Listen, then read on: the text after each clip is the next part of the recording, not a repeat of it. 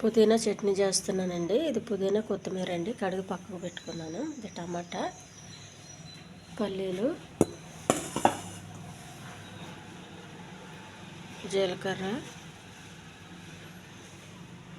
ఎండుమిర్చి, పప్పు, మినపప్పు, ఈ చింతపండు టైప్ ఉన్నదండి.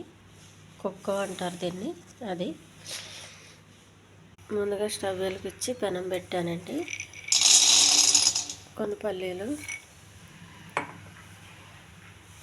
వేగినాయండి. తీసి పక్కకు పెట్టుకోవాలి, చల్లారి పెట్టుకోవాలి. కొద్దిగా ఆయిల్ అండి.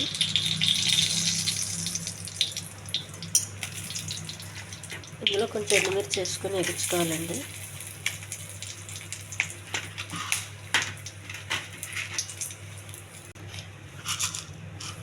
మినపప్పు, జీలకర్ర,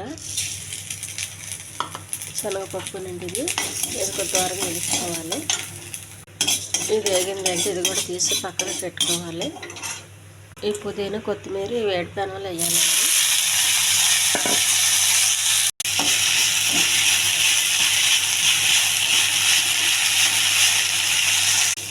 ఇలా మొత్తం దగ్గరకు వచ్చేంత వరకు వేయించుకోవాలండి. కొంచెం పొడిపొడిలాడుతా ఈ కాడలు ఉన్నాయి కదండి, కాడలు కూడా బాగా ఉడకాలి. ఇందులోనే దాంట్లోనే పుదీనా వేగిందంటే ఇది కూడా చల్లారి పెట్టుకోవాలి. టమాటా వేయాలండి. ఈ టమాటా ఎగిచ్చితే నూనె వేయకండి.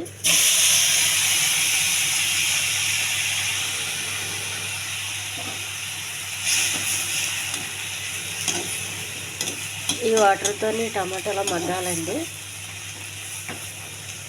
ఉడకాలి బాగా. దానికి ఆయిల్ వేయొద్దు. పల్లీలు వేసానండి. చింతపండులా ఉండే కుక్కమండి, ఇది పుల్లగా ఉంటుంది. అది పుదీనా అండి. కొత్తిమీర వేసానండి. ఇవి వేగించి పెట్టుకున్న పప్పులండి ఇవన్నీ. ఒక ఎండుమిర్చి అండి, కొద్దిగా ఉప్పు.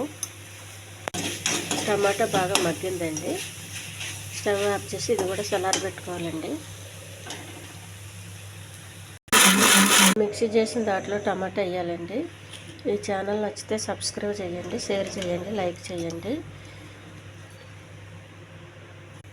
పుదీనా, కొత్తిమీర, టమాటా, పల్లీల చట్నీ రెడీ అయిందండి. ఈ చట్నీ అన్నంలోకి చాలా బాగుంటుందండి. ఇది చాలా హెల్దీ చట్నీ అండి.